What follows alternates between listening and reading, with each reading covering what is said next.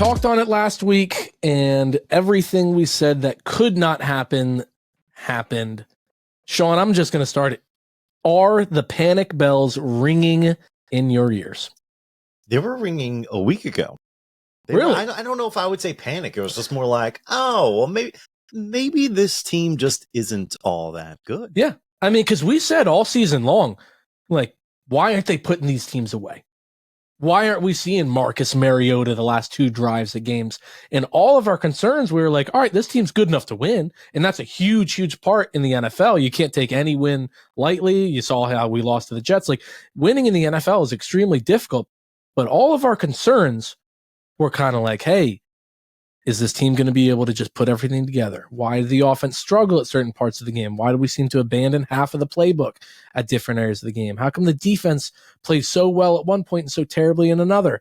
And now we've seen back-to-back weeks where we're like, yep, there's our concerns. Found them.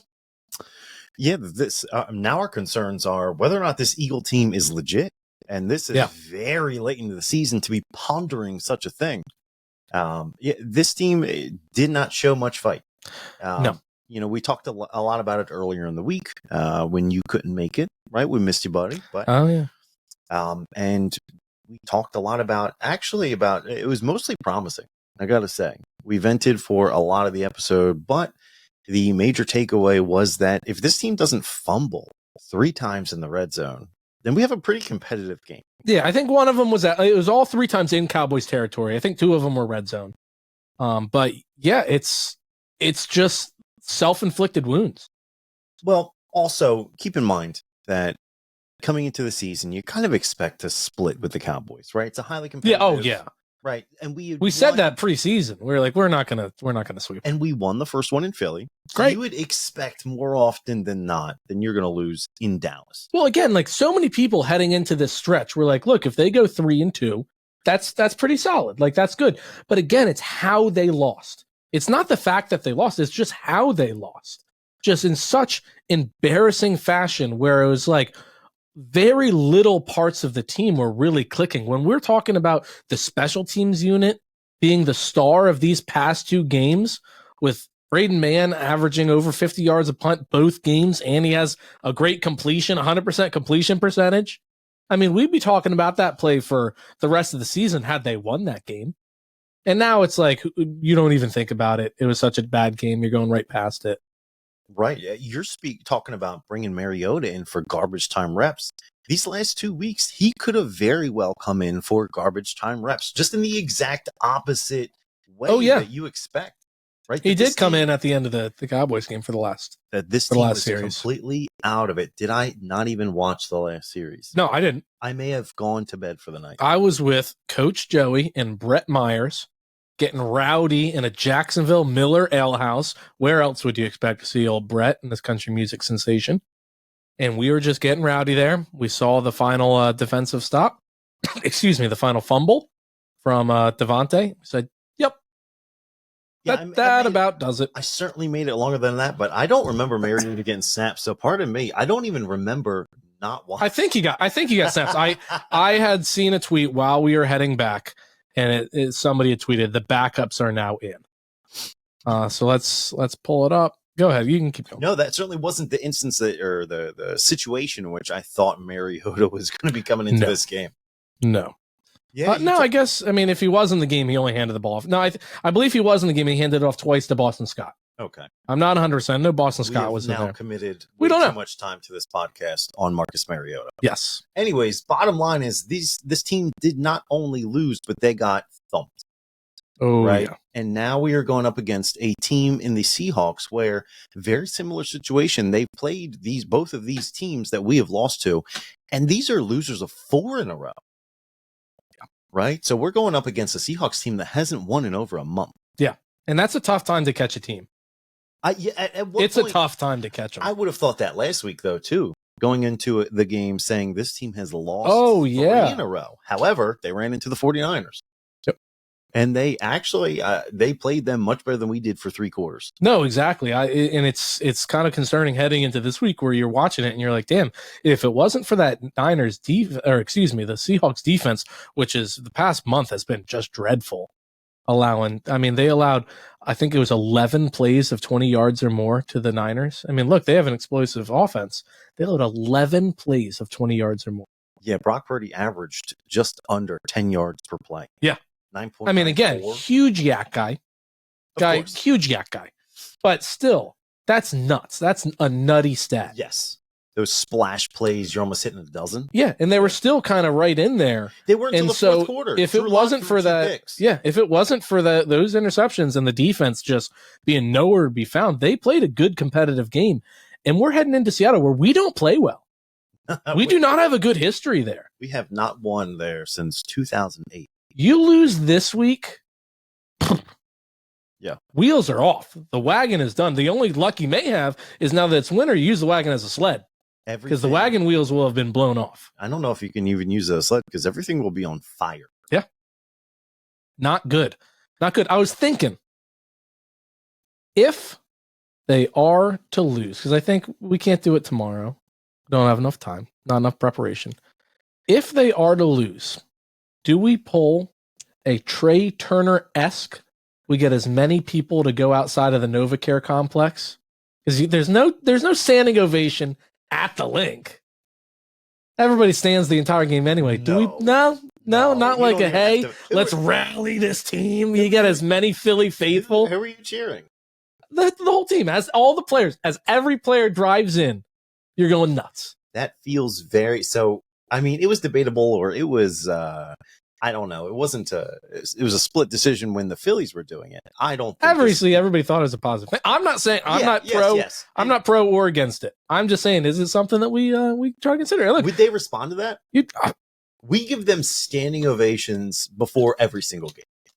Like, outwardly, but that's no matter what. Positive. But that's no matter what. Exactly. And so if this is like a hey, they're coming home expecting.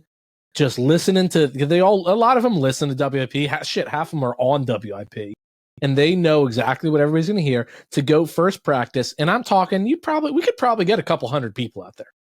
If you had people lined up at 4 a.m. for the Kelly Green merch drop, you could get a couple hundred people, and that was like thousands for that Kelly Green merch drop that day one. We could get a couple hundred people to line up outside the NovaCare. Listen, and go nuts. If that's the difference between our expectations and getting to know a lot of these Philly players versus our expectations when it comes to football season. Yeah. Because we gave Trey Turner a standing ovation for slumping for 2 months of the season. Yeah. And after 2 losses, you have a guy dressed up in full Kelly Green regalia with a no-play sleigh and James Bradbury written on separate trash cans. Out in front of the link. And that's much more indicative of your typical Eagles fan. Yeah, so that's what I'm saying. That's what I'm saying. Do we go polar opposite? Get a bunch of people, bunch of signs, cheering everybody on. Let's get it. Heads up. We can do this. This is Philly. Just like on Friday morning before they head out over to Seattle. No, like first practice they get back. Okay, like right when they get back after the loss. Yeah, they lose. Yeah. Like it's a foregone conclusion. If they lose. I'm saying like if they are to lose. Because like if they win, everybody's thinking like, all right, we're good. Niners lost 3 in a row early in the year. Cowboys had lost to the Cardinals. Like, all right, they win against Seattle, in Seattle, which they don't play well. It's everybody's breathing a big sigh of relief. Then no, you don't need to do it. They lose. They're still a 10-win team with 3 games that they should easily win. And they're panicking, they're pressing, they're Gene Segura, as we say, and we go there with a couple hundred people and just give them that breath. So I'm talking myself into it now, actually. Yeah. So I would love to see that. You can catch me at my house all the while. Yeah. I wouldn't be there. Well, would you be there if you weren't having a son in 2 days? Yeah, I would literally be that would be Tuesday because it's a Monday night game. Okay. Right. We can do it Wednesday. It's your day off. We'll do it Wednesday. Well, he's scheduled to arrive Tuesday. Yes, I'm saying if that was not the case, would you do it? Let me just take my 12-hour-old son. We're going to head to the link real quick. Yeah, leave the kid. Look, that's baptism right there. You want to talk about it like a christening? That's it right there. To the religion real quick. Yeah.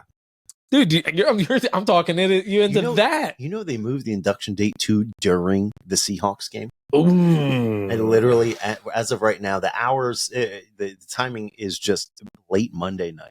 Nice. So we're expecting to go there at like 8, 9 o'clock. Dude, have somebody in there recording you watching the game. You'll go viral. Everybody does. Like whenever it's the dad sitting there in the delivery room, streaming the game, squeezing his wife's hands. 50, oh, come on. What kind of call is that? 50-50 is going to be like, what a POS. Yeah. Dad. Who cares? And the other half is going to be like, I'll feel you, brother. Who has a kid during a Eagles game? That's what I'm saying. Yeah. Dude, you got to have somebody recording it.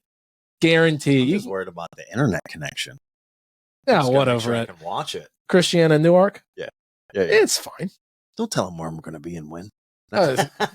Scratch that. You told him when. I know plenty of people there. I'll get you the staff Wi-Fi. Thank you. Yeah. Thank you. If you could hit me up with that Wi-Fi password. Yeah, I got you. She should know people. Yeah. We're what are you talking about? I got Big Dom waiting outside the room. Oh, good. Working security. Yeah, he's not at the game. He can't be at the game. I asked him for a favor. Hey, real nice guy. Talked to him a couple of times at training camp, which we were at. Not a big deal. Yeah. No, I'm telling you got to record it, please, because you're gonna be watching the game. I'll ask Lauren. Yeah, I mean, obviously, if she's not okay with it. Hey, babe, can you hold the phone real quick? No, not her recording it, because you got to get her in the shot. You're right. I'll ask the doctor. Yeah, they're not doing nothing. They're not Dr. Mesa. They're not. Shout out Delaware orthopedic specialist doing the Lord's work. Give a 5-star review to them on Google. I'll tell you what. Tom, can you help me out Monday night? Are you busy? Monday night? By the way, welcome Tom to the episode. He's here, ladies and gentlemen. Tommy T-Bone Tomahawk Steak. Monday night, don't the Eagles play? Yeah, but his we are scheduled to be induced late Monday night. Gotcha. He's saying like he's gonna his. I will be induced. My cervix is actually dilated as we're recording this episode. 6 centimeters, measured it myself. Yes, he can fit the 4 fingers up there. He's got tiny hands. Average, slightly below average. But we're saying like every time, like if he is in the labor room, the delivery room, during the birds, and he's watching the game on his phone or his laptop, whatever's in there, you're telling me you wouldn't want to get a nurse getting a video of that? It'd go viral instantly, because you know those videos where it's like the husband in the delivery room holding the wife's hand, she's screaming, you're screaming about some bullshit call. It's going viral. Talking 2-5 to the moon. That would be insane. 6th place all-time Philly, 6th place Philly sports podcast. We're going to 2. I can imagine now just holding her hand. She's blowing, she's pushing, and I'm like, you called out on 3rd and 8? Bro, Johnson, the hell are you doing? That's like something that would be like literally scripted. Like that's how crazy that would be. Like that would be in like a movie or a show or something like that. Like but it's so real. He's got to ask one of the techs, the hospital techs, to just hey sweetheart, hold this phone for me. I'll ask him. Even if it's a little staged, even if it was a little staged, it would still be like really huge. Funny. Yeah. Oh, it'd be massive. You're doing it. As long as Lauren's okay with it. Lauren's not okay with it. Really? Yeah, that's the thing. She seems fun. How much pain she's in at the exact moment. Yeah, that's what I'm saying. Ask her before. It a little bit. You go home. You go home tonight and you pitch it to her. She's gonna listen to this. Yeah. Good. You pitch it to her, Lauren, or sometime tomorrow morning. Like, so I hear you got plans Monday night. Yeah. If you're not busy or anything. You're not doing nothing. Tom, I'll ask you the same thing I asked Sean at the beginning of the episode. He actually said it started a week early for him. Are the panic bells ringing for you? I would say I'm scarred from the past and seeing a bad defense that is very, very leaky on big downs. So like that damages me as a fan. I'm just getting like flashbacks to all the other times, but at the same time, like I'm ready to see if Jalen Hurts and this offense really can get like this whole thing back on track. And I don't know, man. I mean, if this team, like maybe we're overreacting to how many good teams we've had. Like we won a bunch of games. We beat a bunch of really good teams too. And we couldn't go undefeated in those games, but we certainly weren't going to lose every one of them. So maybe they just hit like a skid, and like Jalen Hurts said, this isn't something we're stuck in. It's something we're going through. And I liked that because it could just be a quick slump. You never know. But they just Niners lost 3 in a row. Nobody's talking about that anymore. Right. Like they went back to old dominating. news now.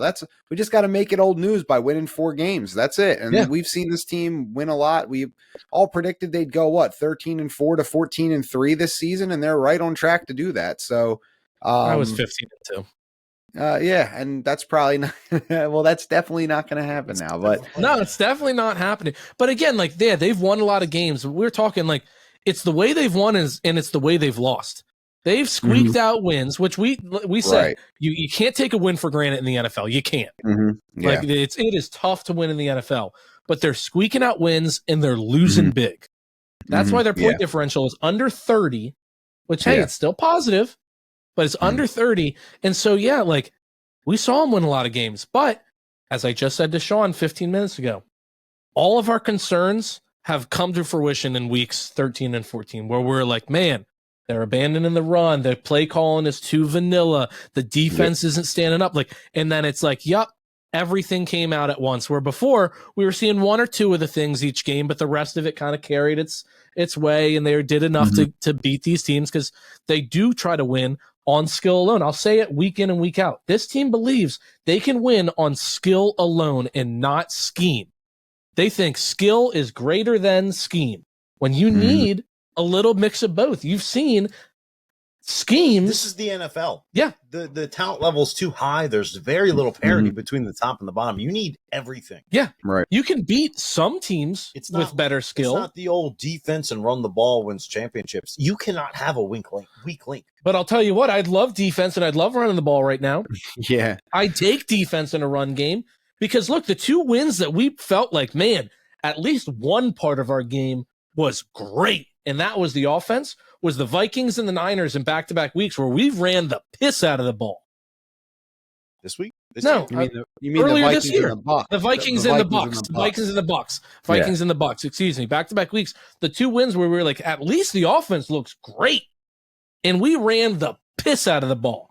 And since we've abandoned that, we won a lot of games, but you're still thinking every time, like, man, like, just doesn't look right. And you felt like you blamed Cam Jurgens was out for a while, and now he's been back for 3 weeks. The run game still you can't even say it stinks because they just don't do it. They don't do it. It doesn't stink. They just don't do it. Out.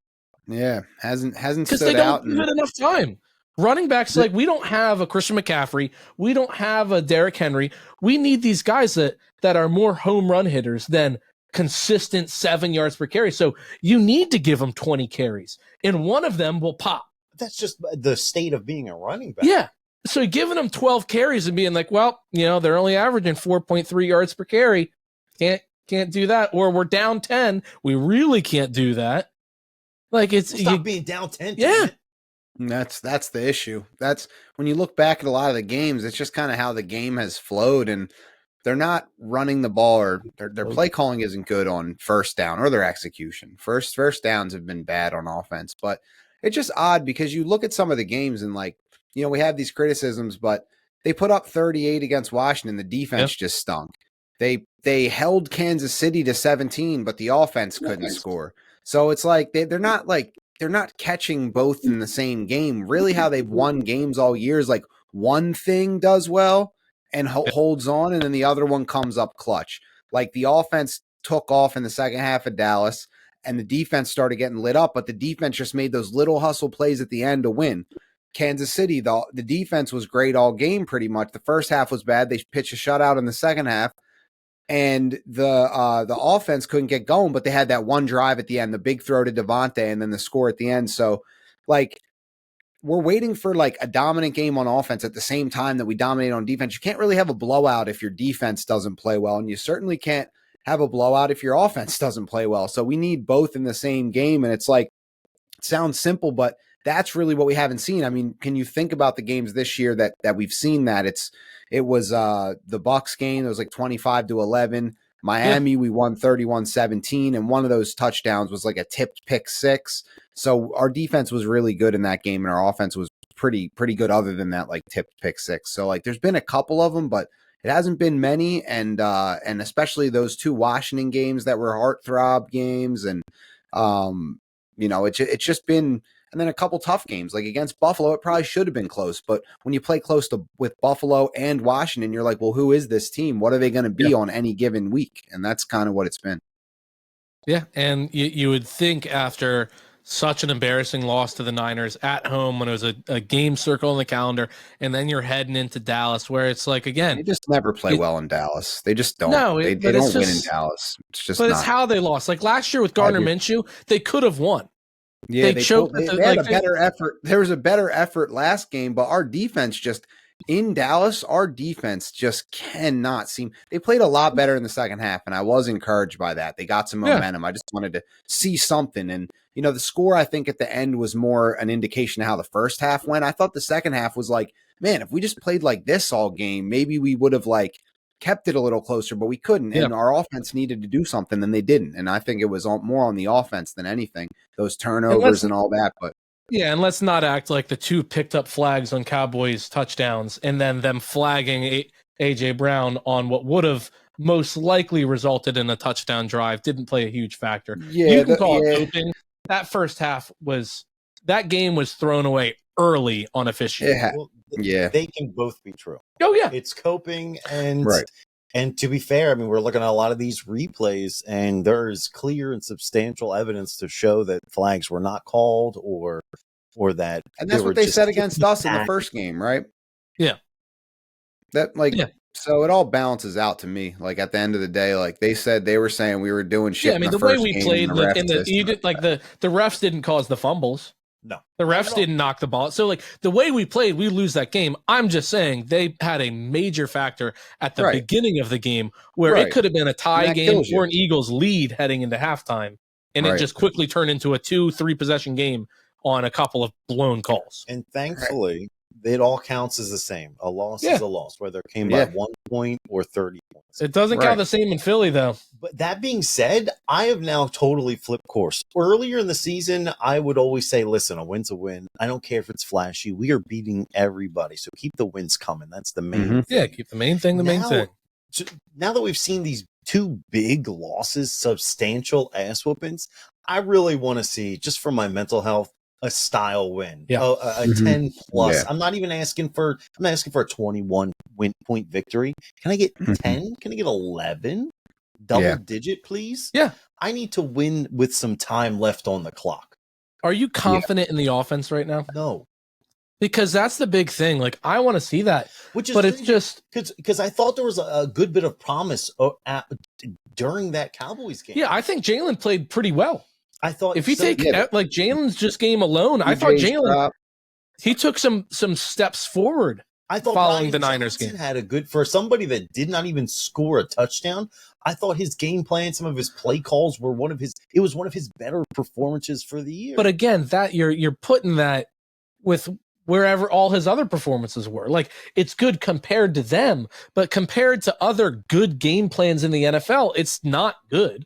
No. It's average at best. No, remember my original answer was no, I am not. I am concerned about this offense. So it's like, it was a good game plan for him, but for NFL, it wasn't. And then Nick Sirianni saying how they could learn enough about the defense without motion.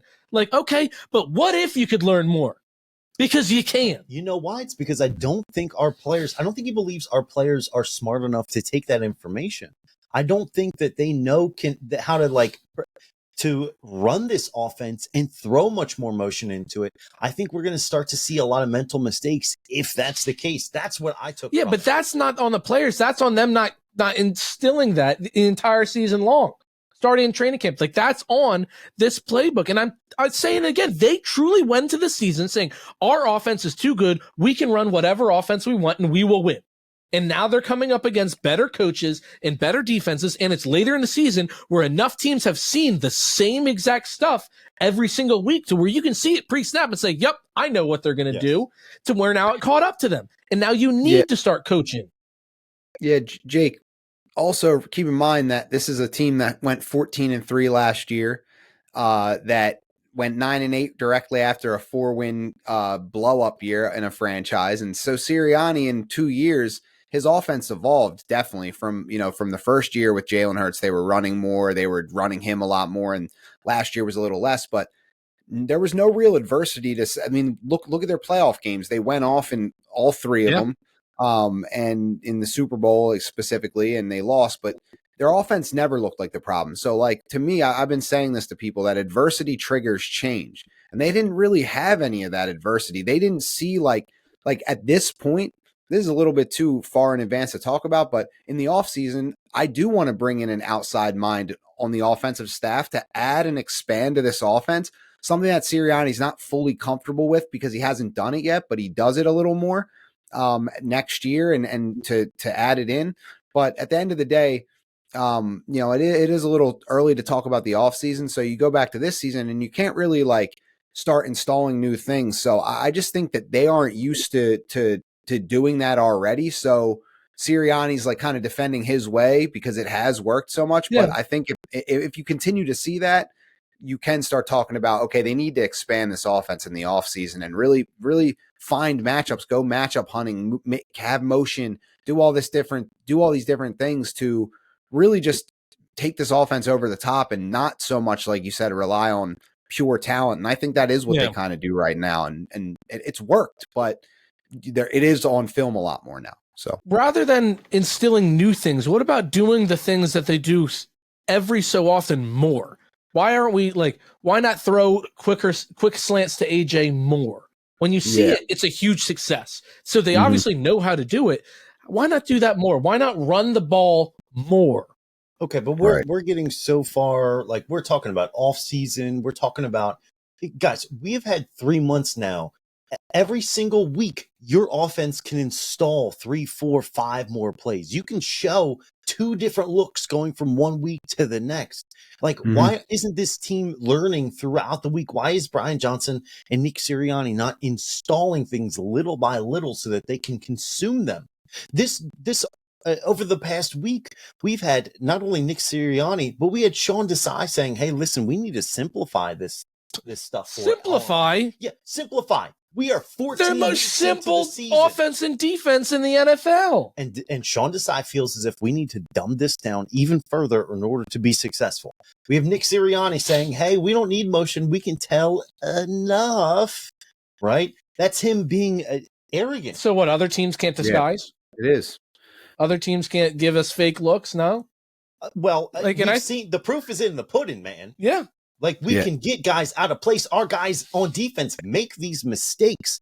And to assume that other teams won't do the same is just, it's so incredibly arrogant to me. Oh, yeah. Well, also not following all the steps leading up to this to put you in a position to win, to where you are in week 14 with a week 5 offense.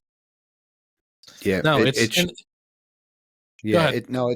definitely, it is arrogance. It's like some of the answers, like, and each year with the new coach, it tells me, each regime, I mean, because we've seen a few of them now, it tells me that this is what happens with success. Doug Peterson, same thing, didn't want to change, wanted to hire from within. That's why he got let go.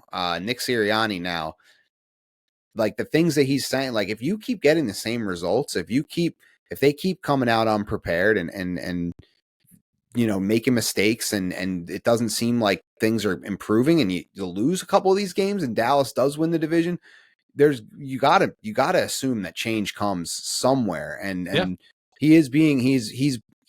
I think this is what people do when like they panic because they aren't any better than what they're showing, and that's what's scaring me, because I've seen this sport for a long time and I've watched this team for a long time, and like I'll always be like, oh man, maybe he's just like, maybe they need to bring in, like I just said, outside help. But it's like, if Nick Sirianni can't do this, then like, is he really that good of a coach? You know what I mean? Like, yeah, he went to the Super Bowl, but one way worked. Really what makes a great coach is like adapting year in, year out and putting a contender. And like you guys are saying, we have the talent, like the talent. We all know we're not blaming the talent because the talent's there. No. It's someone that can come in evolve this thing and take it to the next level. And that's coaching, that's experience and age.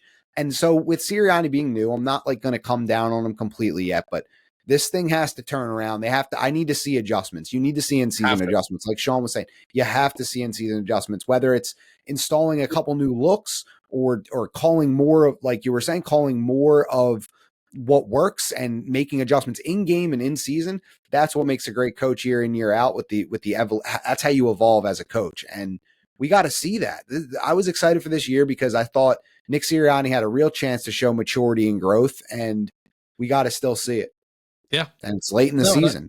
Are we overlooking Shane Steichen's I don't think we're overlooking it. I think it's very clear that guy was the brains. Yeah. I mean, you're seeing it everywhere he's gone. He's been a success. I think he's just he had more experience. And he's been successful everywhere he's been.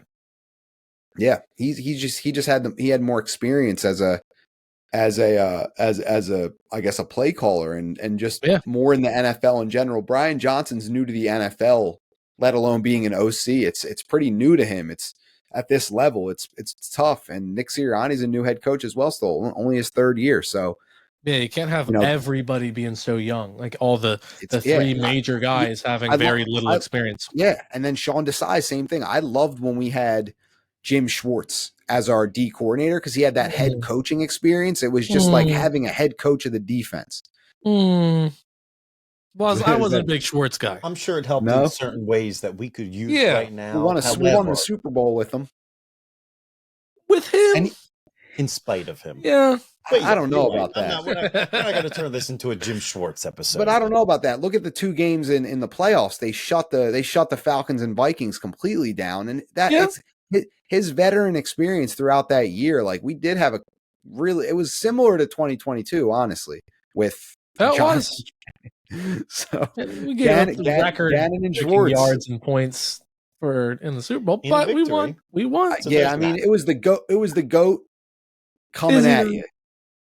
I don't like Tom Brady. Well, anyway, Seahawks. Their defense sucks. We need to have Jalen Hurts come out firing. We need the running backs running. Like they don't do very much well. Their defense. They really don't. And so we need to take advantage of that. And you're seeing it the past 2-3 weeks. You're seeing the offense has only had 60 snaps 2 of the last 5 games, 60 or more snaps, 2 of the last 5 games. And one of them was an overtime game. You need to have long, sustained drives. Like 60 snaps is not that much. You see, like scoring drives are now like 11, 12, 13 plays. Like ours used to be. Yeah. When we knew how to run the ball. And so we were making smart plays on third down. And you hear players and coaches talking about how, the Eagles start at 1st and 8.5 because that 1.5 yards is guaranteed. They don't play like it. Yeah. They play like they need huge yards every single play. Yeah. And you're like, when you only like, I was dumbfounded when I was in the third quarter thinking like, man, I don't think he's thrown it to anybody other than the big 3. And then I looked at it and I was like, holy, like not even a target.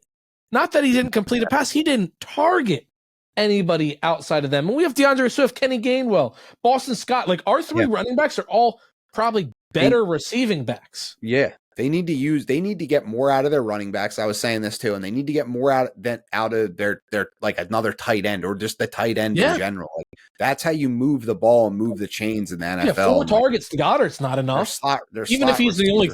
Even if they're only throwing it to those 3, there's 4 targets to Goddard. And one of them only had 4 targets. Yeah, the other 2 had 23 targets. There's 2 people that had all the targets. Crazy. 2 players had 23 targets. It might even be more. No, 23. 2 players had 23 targets with a handful of drops in there, and they still kept feeding them. And you have all that's just the lack of innovation. You have to get more out of your whether it's quarterback coaching, play calling, whatever. You have to get more out of more positions. You have. Yeah, I mean, I think it was it was either Shane Haff or David. Great follows, both of them, but they're pointing out how the Eagles running back screens have the 4th highest yards per play in running back screens, and they're 28th in usage. Yeah. Like they have things that have proven successful that they just don't do. It just seems like whenever they get Swift or Gainwell out in space, it's always been effective. Oh yeah, I mean, what was the game? Was it the Chiefs game where Swift had like 3 catches where he went off? Yeah, it was. It was the Bills game as well. He had a couple that really set him up big, and it's just ridiculous. And then again, we said it last week. We say it again now. Throwing in between the numbers. I think it was Shane Haff. He was saying like, look, they're top 5 in completion and yards per play in between the numbers, and they're 31st in passes in between the numbers. Jalen Hurts is playing out of his mind. It was Shane Haff. He said his expected completion percentage is like 61%, but he has a 5.7% higher expected completion percentage than the expected. They're not making the offense easy for him. He's just playing that good. He's just throwing the ball that well. The easy throws are those crossers across the middle where he's just throwing it right to him. And we're throwing these touch balls right over the shoulder, back shoulder. We're dropping half of them now. I swear, I was joking. I was watching the game with Coach, and I was like, hey, if it was pouring rain, they catch that ball. They catch the ball in worse conditions, but when the conditions are perfect and the ball's right in their hands, they can't reel it in. Make the offense easy. Where are these two steps and out? When's the last time you saw a quick pass past the line of scrimmage? I talked about it last week. Collinsworth on the broadcast was making such a highlight of Dak being able to do it and do it very well. Yeah. Right? We see it 3-4 step drop, hit that back foot, the ball's out. Right? As soon as the receiver's making its break, the ball's already on its way. You know they're coming with a zero blitz. You call a play where 2 routes are short of the sticks and the one that's going deep, he's obviously double covered. There's nothing. Hurts is throwing off of his back foot because it's a 7-step drop and the pressure's getting there before he's even done dropping back. Yeah. Right. There's only been so many times you can see that. You know it's happening. Yeah, where's the snap, set, go? Right. Because hit somebody in stride, make a play. Brown isn't supposed to make his cut until he's 13 yards down the field. Yeah. Right. Mm-hmm. Yeah, it's just these plays are never. Nobody's even looking for the ball until 2.5 seconds. Nobody's looking for the ball. There's only you can bracket the main 2 guys with 2 people on each of them. He's not looking anywhere. Somebody's else. open if 7 people are rushing. Yeah, Olamide's got 47 yards of separation on either side. It doesn't matter. It doesn't matter one bit. Goddard's wide open, right? He's a little short of the sticks. Doesn't matter. He's not looking there. Just bad. Bad play calling, bad execution, just all around bad. And then we do a zero blitz, and it seems like we're getting right to him. We got Morrow with unblocked heading right at him, but it's not like it was a very good throw. He caught Ferguson in stride, and it was a tight window because we actually had good coverage for a zero blitz. But he was able to set his feet, had good fundamentals, good form, delivered a strike. As Dak Prescott has done this year. There's a reason he's the top in MVP voting. Tom said in his clip, like, we hate Dallas, but you got to just tip the cap to him. Dak played pretty well. Dak played great. Dak played really good. Yeah. He kills us. He's playing really well this year. I mean, we've seen this from him all his whole career. He's caught fire in the regular season. He plays really well against the NFC East. The only question you have for Dak Prescott is, are you going to show up in the playoffs in that big game against that tough defense? And that's the only criticism I've really had of him over the past few years is that's what happens when he comes in, has to play a tough defense like the San Francisco 49ers are the same team 2 years in a row. So really, can you beat San Fran? And if you can't, or you can't beat the Eagles on the road, then you're going to have to do one or both. So. Yeah, and so much more important with us locking up the NFC East is giving them the opportunity to face them earlier, face them in the divisional round. The Cowboys have to face the Niners in the divisional round. I mean, and look, and I'm going to ask him because he didn't get to hear my Trey Turner idea real quick because the listeners heard it already. Don't want to continue to repeat. Trey Turner slumped for 3 straight months almost. Philly fans gave him a standing ovation, sparked his life, finished the regular season great, played up until the NLCS game 2, played phenomenal in the postseason, was on pace to break records. Let's say the Eagles lose on Monday. Practice Tuesday. Do we get a couple hundred people head down to the NovaCare with a bunch of signs and say, hey, chin up? I mean, what do you mean? Do we get? I mean, you give them a standing ovation out because like the Link, you can't give them one because they're always standing. Like it's nothing different. But you meet them at the NovaCare after a loss, third straight loss. Now the division is no longer in our hands, assuming that the Cowboys win, which they very well may not. Do we go down to the NovaCare, get a couple hundred people because Philly faithful would get up for it. Bunch of signs, line up at the entrance, every player driving in, we're going nuts, saying like, "Hey, chin up, we got you. It's all good." Yeah, I'd love that. Why not? But I don't think we're losing. So neither do I. Neither. I mean, the Seahawks defense is that bad. Like no matter how bad our defense is playing, their defense is that bad. We're not going to lose. They got some young talent. I feel like their offensive line's a little bit vulnerable, but to me, I think that you just have to find a way to win, and like the turning point of this season is going to be that Christmas Day Giants game where we just blow them out and Tommy DeVito just getting put him out. Hot, man. He's getting taken behind the deli. Man, he is capturing America's heart. Yeah, got it. Yep, he's going to be gone soon. There you go. Yeah, no, I mean, we just have to get women with the fishes. Get this Seattle win, and then you have home against the Giants on Christmas, and then you have home against the Cardinals. Return of Jonathan Gannon on New Year's Eve, and so if you get this Seattle win, and you those are your two next games, you gotta love it at home against teams you're better than. I mean, it would be huge, and then we'll see what happens with everyone else in the NFC, but. This is the biggest. This is the hinge game right here. Does the season change in Seattle? Do they find something in Seattle to turn this whole thing around, or do they take the L and then like we'll see what happens? And the mood will be much different coming back to Philly. Obviously people still get hyped, people still cheer and everything, but man, it'd be pretty rough. Well, you're talking about showing up at the NovaCare complex and cheering them all, giving them a standing no after an L. I would love that if fans did that. Like, I'd be like, all right, it's positive vibes, but have to. I'm not going to be there. Well, no, you have a 1 day old. I would have a couple hour old. Yeah. Yeah, you'd have a 12-hour old. So even if he sounds like he's saying even if he didn't have the no, it would be a great story. Yeah, he said he'd be there. We talked about this exact thing before you hopped on. I would love for other people to do it, but I won't be. But even if you didn't have, I would be pissed. I'd be pissed if we lost to the Seahawks. Yeah, but you wouldn't go regardless any scenario. There's too regardless much, of having a 12-hour old. No, I wouldn't. I just couldn't go because I have work. But like other than that, I'd love it if people did it. I didn't mean I'd literally physically do it myself. I can't put my I can't put my fandom in that to that level. Take a day off after boys need me, guys. Cheer the boys on. Gotta cheer up the boys. Yeah. Okay, maybe I'd take a day off work and and go down, bring like a case of beer and just chill and drink some beers at the NovaCare. And I'll bring the flat top. We'll be out there grilling. Dude, that'd be awesome. Time. No, I actually would love that. That would be sweet. That'd be awesome. But we're not going to have to because they're going to win. After a win or a loss, though, I'll do all right, that. we'll do it on Tuesday. Tailgate their return to the NovaCare complex would be. Oh, if you're listening, everybody's listening, hit us up on Twitter. Tuesday, we're setting it up. Wouldn't they be getting back at like 3 a.m. on Tuesday? No, they're probably leaving. Not getting back to the NovaCare complex, but just like coming in the next day for practice or something. Right. They'll be there Tuesday, right? Because they can't not. It's a short week. You can't not practice. You can't get a day off on Tuesday.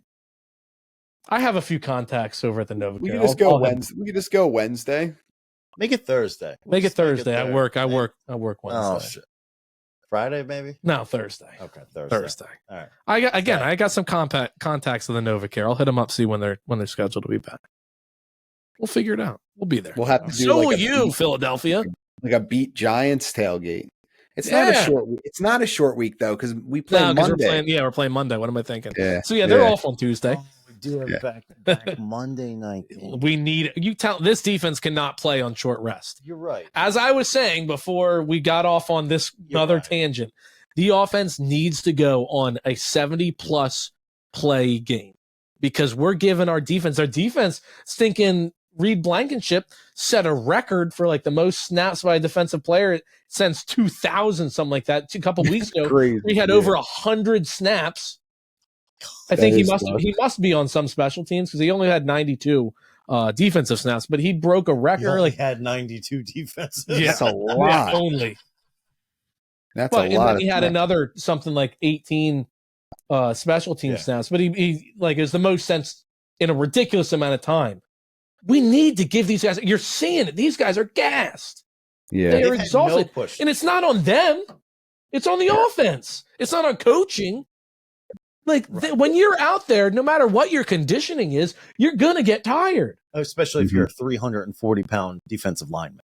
There's only but so much conditioning you have. Yeah, you know, all around that much meat. Yeah, that much hog. Yeah, even the most like conditioned best linemen on our team are like they look gassed at certain points. Hassan's lost his step late. Sweat doesn't have that same jump. Also, where are you, Josh Sweat? I would love for you to come back. We need a Josh Sweat game. Brandon Graham, come on, man. I know you're old, but step up. This is your team. Fletcher Cox has been stepping up. And Tyron Smith, so I understand it a little bit. But it's not just the whole line. Yeah, no, the Cowboys and 49ers have good. I mean, we just saw teams that are like built similar to the Eagles have been lately. Good offensive line, good weapons, good defense. Well, not lately for us with the defense, but over the last year and a half or so. So, maybe more last year than anything. But yeah, I mean that's how they're built. They're good everywhere.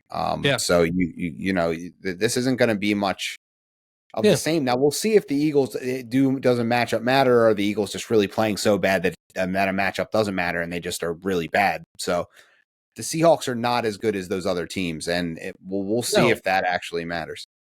And we need to just run the ball, and then run it again. And I don't care if it's 4th and 1. I don't care where on the field you are. You go for it because it's a lock. It's a 93% success rate play. And it's not that 7% is not coming this week. You're unlikely to get it outside of what your own 40. Listen, if it's 4th and 1 on your side of the ball, I don't. You go for it even if we didn't have the tush push, man, we see week after week, man. Scared money don't make no money. No, exactly.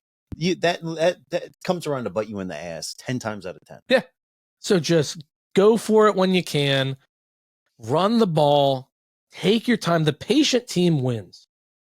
The patient team that doesn't panic. The team that wins the time of possession battle. Yeah. Right. Except for when we beat the Bills. I mean, we were like, time of possession was like 2-1. That was ridiculous. But that was the exception, not the rule. Oh, yeah. We need to just dominate the time of possession. Just for the sake of our defense. You just mentioned it.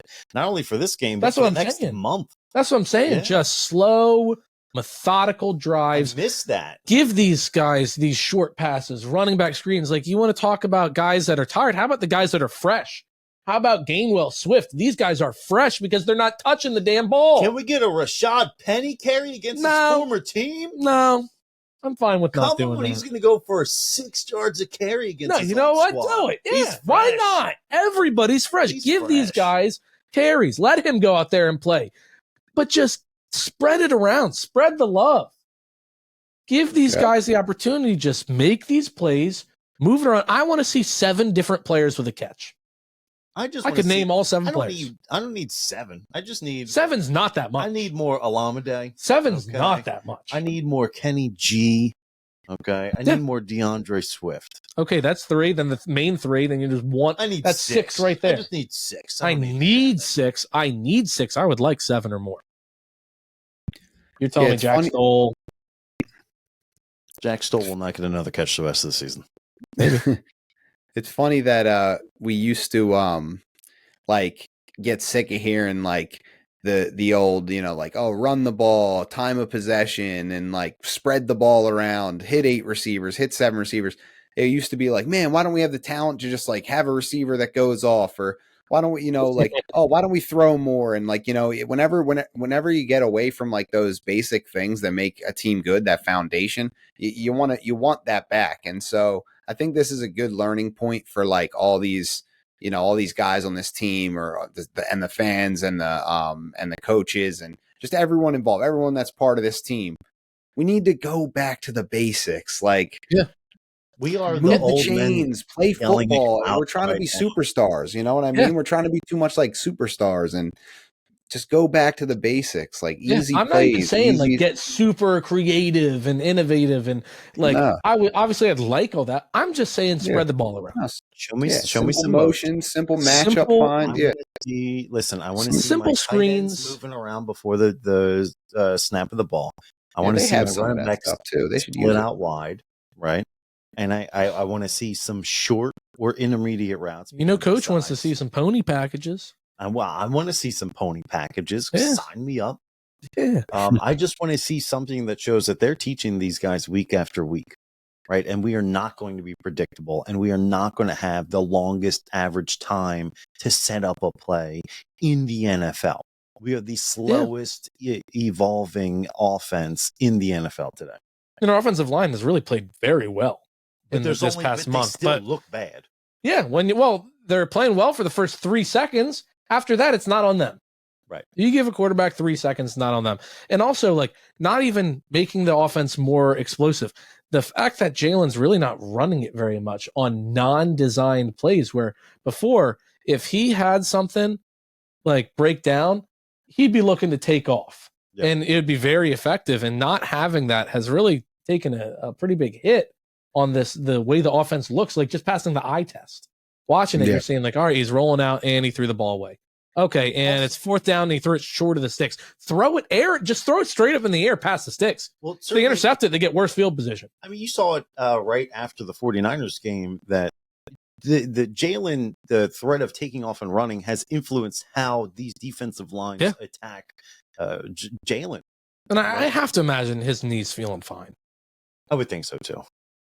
Like, it's no longer like noticeable where it was. I forget what game it was. He doesn't have a brace on it. No. He doesn't look slow.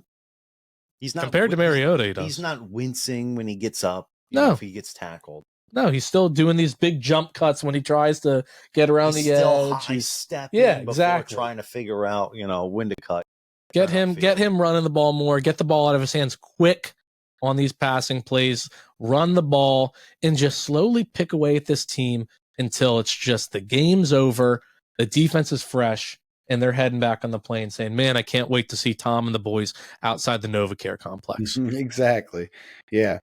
No, that's perfectly put. I mean, end of the day, they just have to figure out a way to get this thing back rolling and where you're making positive plays. And like, as simple as it sounds, it's really just it's a process. You're chipping away. If it's 1st and 8.5 every play, your first play should just be trying to get 4 yards. Run the ball. Exactly. Like, run the ball. If that's your mindset and you're thinking, okay, now it's 2nd and 4.5. Let's run it again.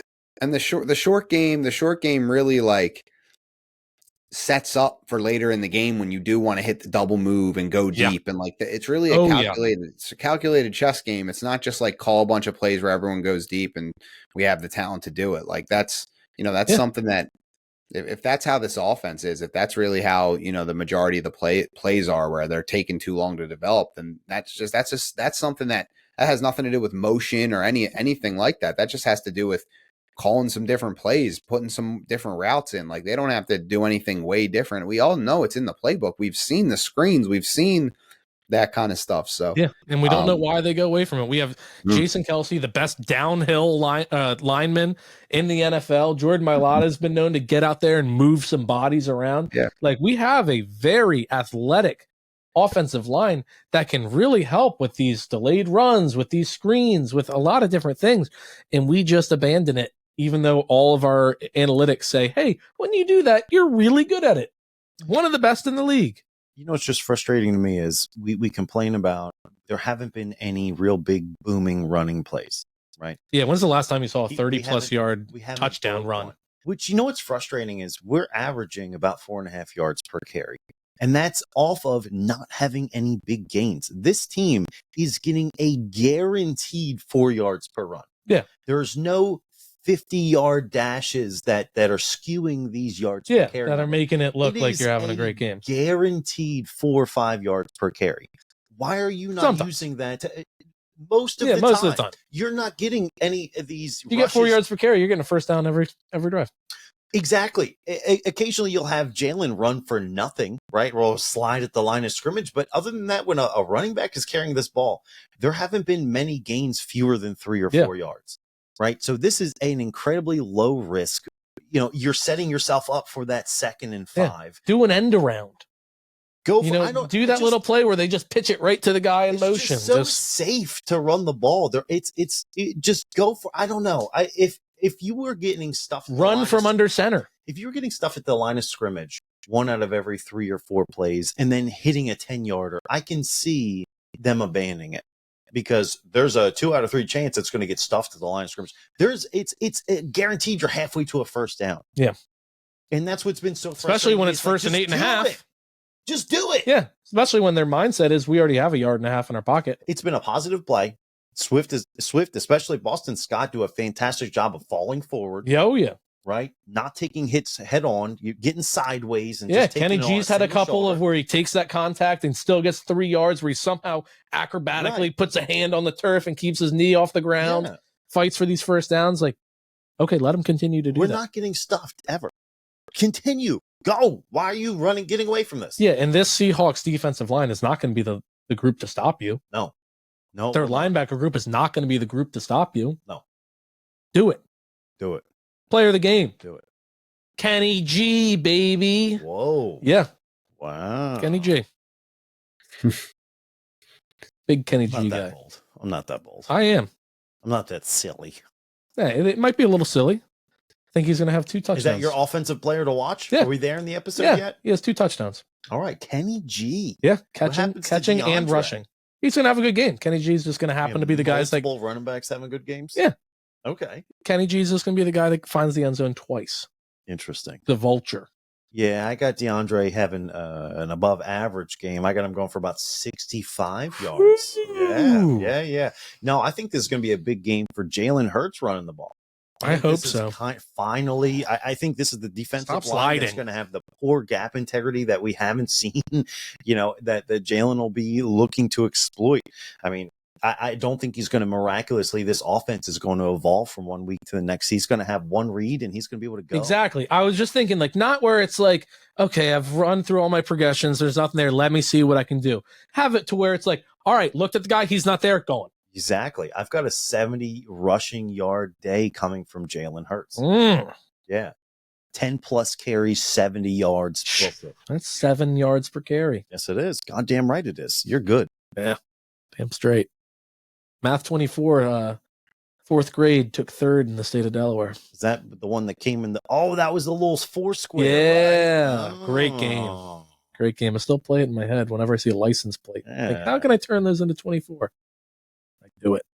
Damn good. Tom, offensive player to watch. Go. Offensive player to watch. I'm going to say Dallas Goedert in his 2nd game back. Feel like they have some young, inexperienced cornerbacks. So definitely could be a wide receiver game for sure. But I think Dallas Goedert has to be kind of a safety blanket and a chain mover. And I think getting him the ball on some of those inside screens that we've seen. Please between the numbers. Yeah, the guy is shifty. Those middle screens. Yeah, those middle screens are deadly. And I think they'll find ways this week to get the ball out of Hurts' hands quick, and I think Goddard could definitely see a lot of that yak in this game, and I think it could be a big game for him. I would like to see it. I keep waiting. I keep saying it.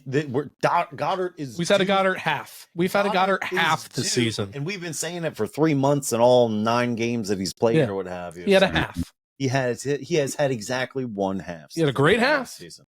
That's phenomenal. But man, how many times do you see him just catch a screen, make the first guy miss? You talk about getting sideways for a guy that's 6'5", nasty swim move, nasty swim move, right? Gets uphill and is just a dangerous runner. Yeah, you know? And you never see him get taken down by one guy. Right. He has that Brent Selleck in him. He has that Brent Selleck in him. When's you seen that guy be taken down by one man? Ever. Brent Selleck, Cincinnati. He had a little list. He did. He definitely did. Didn't help that he went to Cincinnati. Cincinnati? No. It's like lisp. They put an S right in there. Yeah. So that you know whether or not they suffer. Stutter. Immediately. It's like, yeah, you're not saying that without stuttering.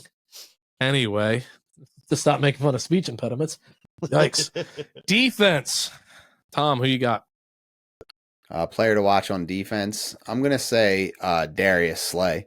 He's been pretty outspoken on Twitter about, some of the things he's been saying back to the reporters and posting his own numbers and stats or whatever after games, and they're losing and nobody's happy. But he is, I guess, as he's said on Twitter and as the numbers and analytics have shown, but I think so too. He has been playing well. Unfortunately, we don't, that doesn't get you a win in this league, is having one guy play well. So, but it's going to be a big test for him this week. He's going to have DK Metcalf, a guy who's gotten the better of him before. And that's a big time matchup for him. So I want to see Darius Slay continue to play well so that one guy like that doesn't kill us. I think there's other good other good wide receivers on that team as well, with Tyler Lockett and JSN. So they definitely have some weapons there. And so you have to figure out how you're going to defend them. And Tyler Lockett's, he's really solid. You haven't seen much of JSN yet, but he's got the talent. Tyler Lockett and JSN are both guys that are going to be a nightmare for us, because we just feel like we just struggle against. I mean, we have to have a plan. I hope they're not a nightmare for us, but they just seem like they're just quick. The plan is keep them off the field. Yeah, that's exactly. my plan. My plan on defense is keep them off the field. Get them off the field. Get them off the field on third down and keep them off the field and score. So my plan is just score touchdowns on 12 play drives. Yeah, hopefully that would be incredible. But what are they supposed to do on third down, man? Every drive has to have that. Close their eyes and hope for the best. Or just do jumping jacks in there. Sure. Just defensive line, get your hands up. Mm-hmm. Linebackers, do something. Just do something. Reed Blankenship, is he still in concussion protocol? Nah, I think he cleared it pretty darn quick. Yeah, I think he cleared it immediately. Yeah, he didn't even have a concussion. Not on him, it's on the damn league. Defensive player to watch for me, it's going to be his second week. I'm going Shaq Leonard. I feel like second week in the team. Zach Cunningham missed practice today with a knee injury, and obviously, anybody that's had a hamstring injury will tell you, it takes more than 2 weeks to really fully heal. So I feel like his lower body's really banged up right now. He's going to be expected. There's a lot going to be expected of him. And he's going to need to really step up and fill his gap integrity if they get through that first line. Because look, Kenny Walker and Zach Charbonnet are both above average running backs. They're nothing to go crazy and write home about, but they're both solid. Kenny Walker's damn good. Is very good. He's very good. He's just been injured. Yeah, exactly. And so he's still a little banged up. And look, we haven't touched on it, which is partially my fault for bringing up so many tangents. Geno Smith, his throwing arm is fucked. It will be curious to see. He's expected to play. He's a game time decision. Isn't it a groin problem as well? Groin too. He has a groin injury now. Yeah. He had an elbow injury. He played through it, and then he had a groin injury, and that's what caused him to miss the last game. So his arm still is pretty bruised up. Before though, his arm fell off. Yeah, I mean, it's purple. His arm is nuts. But the groin injury, they said it should take him 2 weeks to recover from. So they sat him against was it Denver or San Fran last week? And so they played Drew Lock. But I mean, I feel like if they were in better standing, they might be able to rest him. But they need wins too to stay in this playoff race. So wouldn't be surprised to see him push to play. No, exactly. I expect him to play. He was a full participant in practice today. Yeah, he was a game time decision last week. Yeah, he had mentioned he felt great according to him. So Geno Smith was? Yeah. Okay. Yeah, he's playing. Expect to see him. We gotta make him work that groin. We gotta get him off his spot. We gotta pressure him, as we say every single week. But a big part of that's going to be Shaq Leonard. When they do have a linebacker blitz, when they do have these guys in the slot, he's got to have good gap integrity. When they're running it, it's going to be a big Shaq Leonard day for me. And I think Shaq Leonard is a big reason why Sean Desai did make those simplification of the defense remarks, right? Because new guys who's probably going to be playing some heavy snaps this week. Yeah. right, who is not used to this system. And I still think he's going to be experiencing some growing pains this week, probably through the end of the season. Yeah, I mean, we say it, the guys we picked aren't necessarily the guys we expect to go off. It's the guys we need to have good games. My defensive player to watch is a guy that I've seen or we've seen have an increased snap count over the last couple of weeks, especially with those injuries at linebacker.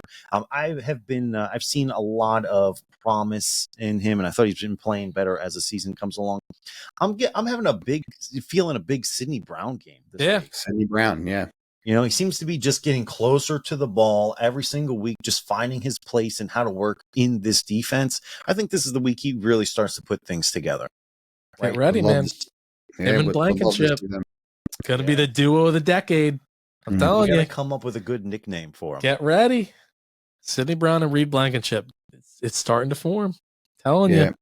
And then even like Keely Ringo and please no. Eli Ricks getting a lot of snaps. If you please no more Keely Ringo. I mean, you mentioned Shane Haff earlier, and he showed a lot of clips where Keely Ringo had really good reps on several plays. I mean, yes, he made some mistakes, but obviously that's going to happen with a young player. I mean, the 3 times they decided to go after him, they went after him and were all successful. But I guess go back and watch. Yeah, watch those clips. I'm telling you, he got on the field and stick out to me. Yeah, he didn't stick out to me one way or another. I thought he had that one abomination of a penalty. Right, yeah, that weird penalty. That was more of an NFL rules thing. Yeah, I was just shocked that you could double up on the penalties. Yeah, that was pretty nuts. That, he looked like a guy that was just getting his first real NFL reps. Yeah, agreed. I mean, it's just cool to see that they started trying some different things to make up for, the third downs. I'm sure they're working on stuff in practice, and that's probably why these coaches aren't trying to say anything like, we don't need to do this, we don't need to do that, because they're not going to be like, yes, we're going to change what we do, but they definitely are doing. Sean Desai that's the thing. Our defense is like, at least he's willing to try new things and mix it up. And then on offense, we're not willing to try new things and mix it up. And we're like, we want to try new things on offense, but Sidney Brown is a plus in that, having him, and he even said Nolan Smith has earned some more playing time. So trying to get those guys to make like get close a late times. Surge. Yeah. That's another one that I think has been playing much better. Yeah. You've seen him get close or so than he did the first 2 months of the season. Oh yeah. He's not there yet. No. But the entire defensive line hasn't been there this month. No. Yeah. No, he's added some spark with his fresh legs, and I think it's cool to have these rookies.